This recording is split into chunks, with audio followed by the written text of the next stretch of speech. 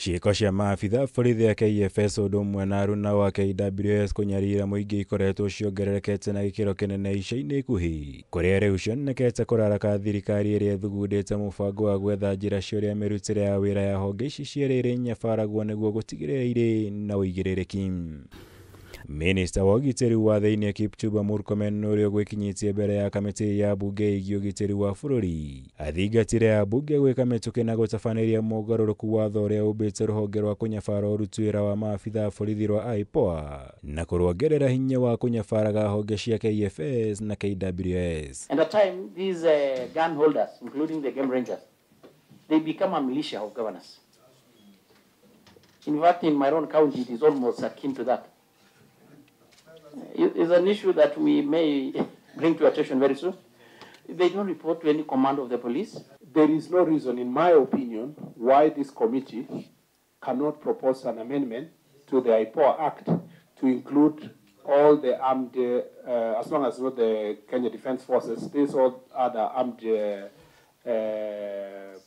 agencies or institutions in the country to come under the IPOA oversight. Mũrũgamo ũyũ wa Murkomen umanĩte na ciĩko cia ica ikuhĩ kũrĩa maabitha a KWS makuruhanĩtio na gũtharĩkĩra Kenya icigo-inĩ itiganĩte cia bũrũri. Wa ica ikuhĩ harĩ kũragwo kwa Isaac Abdura mweri-inĩ wa Dithemba mwaka mũhĩtũku kũrĩa maabitha a KWS arĩa matabanagia mĩhang'o ya kũhamũrithia mahiũ na arĩithia rũriĩ-inĩ rwa nyamũ rwa Tsavo East mageririe kũmũikia ngono no ĩndĩ ndũgamano ĩkĩyumĩria kũrĩa Abdura ahũrirwo rithathi na akĩũragwo. For 23 people against one person. I think it's an armed individual. So in the presence of his family, I think it is a matter of justice and we must be able to follow. I can give assurance to the public that in the fullness of time, this person will be charged. There is no escape route. Somebody somewhere will be charged.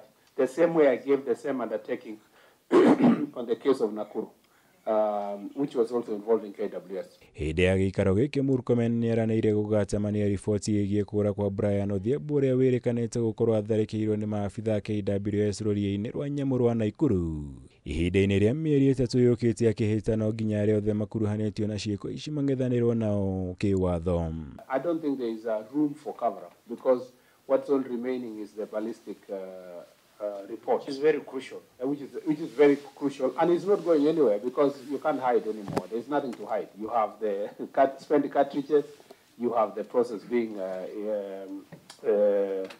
undertaken by DCI. But hopefully, in those 3 months, both the case of Nakuru and the one for Tana River will have gone to court. Igũrũ rĩo Murkomen nĩathingatĩte atongoria gũthomithia mũingĩ wa bũrũri bata wa gũikara marĩ cemba kumana na ikundi cia kwendia andũ mabũrũri-inĩ ma nanja. Gũkũ akĩĩranĩra mũbango wa kũmba gĩkundi kĩa mwanya kĩa maabitha a borithi arĩa marĩng'ethanagĩra na ciĩko ici cia wendia wa andũ.